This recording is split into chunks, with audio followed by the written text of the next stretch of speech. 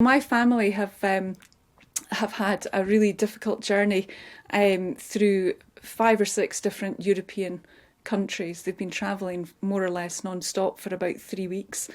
Our visa applications were submitted on the 18th of March when the scheme opened, and we are still waiting to hear back on those. It's been some journey for them, I understand, as well, through numerous countries. Yeah, so I've been in touch with the family since they left Kyiv. I think this was about the 16th or 17th of March. They ended up in Romania and then in Bucharest. From there they travelled to Budapest and Hungary. Because of the volume of people on the move, there's, I think the volunteers are doing their best, but there's a real incentive to keep people moving on. So from Budapest, they were put on a train to Munich in Germany, and they were only able to spend a night or two there before they were put on a train to Bologna in Italy. And they actually spent about a week or so in Pesaro in northern Italy before flying to Ireland on Saturday morning.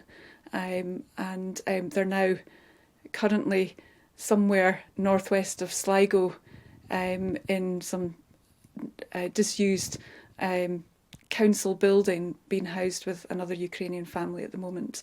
But they have no heating at all, and they're currently sharing a single bed, so it's obviously not an ideal long-term situation for them to be in. You've obviously been in touch with the family all along the way. What's been the sort of conversations you've had with them? Difficult, because they're scared, they're running out of money. It's very difficult to feel that you're constantly being moved on. So at the back of their minds, they're always thinking, I've got another day here, will the visa come through, because then I have to move again. So that's been more or less the gist of the conversations. Are you okay? Have you got somewhere to stay? Have you been fed? Do you know what you're doing tomorrow? It's been really basic. I mean, we've had quite a few conversations, but very much around the logistics of what's happening and timescales and what's happening next. Do you think enough has been done to try and get these people over here and into homes, or do you think it's a process that needs to be speeded up somewhat? Undoubtedly it needs to be speeded up. There needs to be more transparency and feedback as to where applications are. I mean, I've spent more than 8 hours on hold to UKVI trying to get information, and when you do get through to someone, they can't tell you anything. They can't see the applications, they can't tell you where they are in the system, they can't give you any idea of timescales, they can't tell you where everything is okay. So you're just guessing, second guessing what's happening next.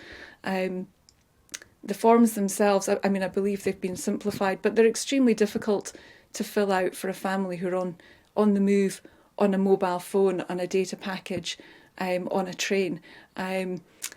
Personally, I feel that that the entire process is designed to be as obstructive and difficult as possible.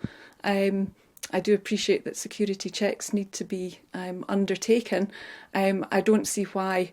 I don't understand why we're the only European country where people can't enter the country first and then we undertake these checks. It's just inhumane.